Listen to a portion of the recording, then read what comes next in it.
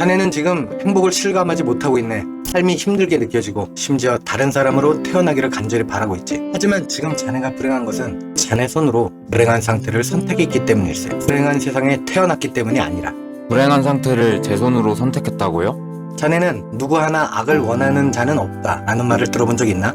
일반인에게는 소크라테스의 역설로 잘 알려진 명제에만 악을 원하는 사람이야 산처럼 많지 않나요? 강도와 살인범은 물론 부정을 일삼는 정치가와 공무원도 그렇고요.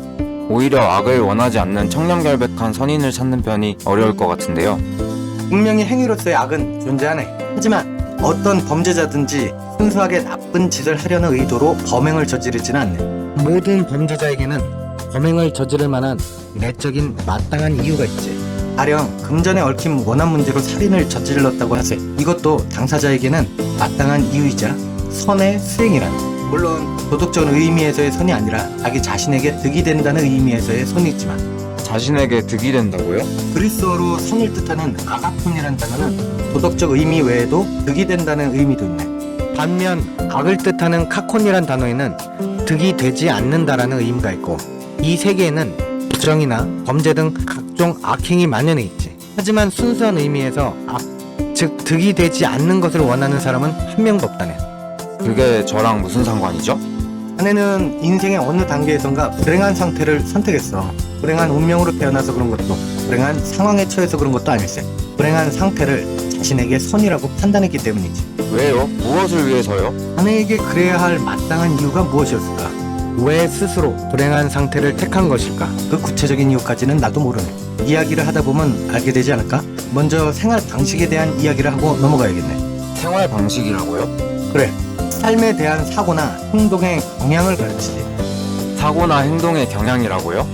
그 사람이 세계를 어떻게 바라보는가, 그리고 자신을 어떻게 바라보는가 하는 의미 부여 방식을 집약시킨 개념이 생활 양식이라고 생각하게. 좁게는 성격에서부터 넓게는 그 사람의 세계관이나 인생관까지 포함하는 말이지. 세계관이라면 가령 나는 비관적인 성격이야 라고 고민하는 사람이 있네. 그것을 나는 비관적인 세계관을 갖고 있어 라고 바꿔서 생각해보자는 걸세. 문제가 자신의 성격이 있는 것이 아니라 세계관에 있다고 보는 거지. 성격이라는 말에는 변하지 않는다는 뉘앙스가 있지만 세계관이라면 변형시키는 것도 가능할 테니까 말이야. 어려운데요. 생활 양식이란 삶의 태도와 비슷한 말인가요? 그런 표현도 가능하겠지. 좀 더 정확하게 말하자면 인생을 사는 방식이라고 할까? 자네는 기질이나 성격이 본인의 의사와 관계없이 주어진 것이라고 생각하겠지? 하지만 아들러 심리학에서는 생활 방식을 스스로 선택하는 것이라고 본다네. 스스로 선택한다고요? 그래, 자네는 자네의 생활 양식을 스스로 선택한 걸세. 요컨대 제가 불행한 상태뿐 아니라 이런 꼬인 성격까지도 직접 택했다고요?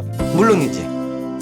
아무리 그래도 그 의견에는 무리가 있어요. 제가 철이 들었을 때에는 이미 이런 성격이 형성된 상태였어요. 고른 기억이 전혀 없다고요. 선생님도 그렇잖아요. 자신의 성격을 마음대로 선택할 수 있다니. 인간이 로봇도 아니고. 물론 의식적으로 이런 나를 선택한 것은 아닐세. 맨 처음 선택은 무의식적이었을지도 몰라. 게다가 선택하는 데에는 자네가 여러 번 말한 외적인 요인, 즉 인종과 국적, 문화, 가정환경까지도 크게 영향을 미치니까. 그럼에도 이런 나를 선택한 것은 자네일세. 무슨 말인지 모르겠습니다. 대체 언제 선택했다는 건가요? 대략 10살 전후라는 것이 아들러 심리학의 견해지. 그럼 100보 양보해서, 아니 200보 양보해서 10살이던 내가 무의식 중에 그 생활 양식인지 뭔지를 스스로 선택했다고 하죠. 그런데 대체 그게 어떻다는 거죠? 성격이든 기질이든 생활 양식이든 저는 이미 이런 나가 되었습니다. 상황은 아무것도 달라지지 않잖아요. 그렇지 않네. 만약 생활 양식이 선천적으로 주어진 것이 아니라 스스로 선택한 것이라고 한다면 다시 선택하는 것도 가능할 테지. 다시 선택한다고요? 자네는 지금까지 자네의 생활 방식이 뭔지 몰랐을 거야. 어쩌면 생활 양식이라는 개념조차 몰랐을 테고. 물론 태어나는 것을 마음대로 할 수는 없지. 이 나라에서 태어나는 것, 이 시대에 태어나는 것, 지금의 부모 밑에서 태어나는 것 전부 내가 택하지는 않았으니까. 게다가 그것들은 꽤 큰 영향력을 갖고 있어. 불만도 있을 테고 다른 사람을 보고 저런 환경에서 태어나고 싶었는데 하며 부러워하는 마음도 있을 거야. 하지만 거기서 끝나서는 안 돼. 문제는 과거가 아닌 지금 여기 있네. 자네는 지금 여기에서 생활 양식을 알게 됐어. 그렇다면 이제부터 어떻게 할 것인가는 자네 책임이야. 여태까지의 생활 양식을 유지하는 것도, 새로운 생활 양식을 선택하는 것도 모두 자네 판단에 달렸지. 그러면 어떻게 해야 다시 선택할 수 있나요? 네가 그 생활 양식을 택했으니 당장 다시 선택해 라고 한들 그 자리에서 바꿀 수는 없잖아요. 아니, 자네는 바꾸지 못하는 게 아니야. 인간은 언제든 어떤 환경에 있든 변할 수 있어. 자네가 변하지 않는 것은 스스로 변하지 않겠다고 결심했기 때문이네. 도대체 왜요? 인간은 끊임없이 자신의 생활 양식을 선택한다네. 지금 이렇게 무릎을 맞대고 의견을 나누는 이 순간에도 선택을 하지. 자네는 자신이 불행한 사람이라고 했어. 지금 당장 변하고 싶다. 심지어 다시 태어나고 싶다고 하소연했네. 그럼에도 왜 변하지 못하는 것일까? 그것은 자네가 생활 양식을 바꾸지 않겠다고 끊임없이 결심해왔기 때문이지. 아니, 도저히 갈피를 못 잡겠네요. 저는 변하고 싶어요. 이는 한치의 거짓도 없이 진심입니다.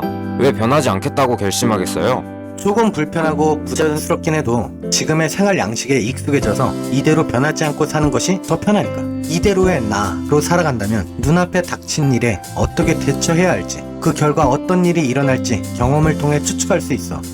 비유하자면 오래 탄 차를 운전하는 상태인 거네. 가서 덜거덕거려도 차의 상태를 고려해가며 몰면 되지.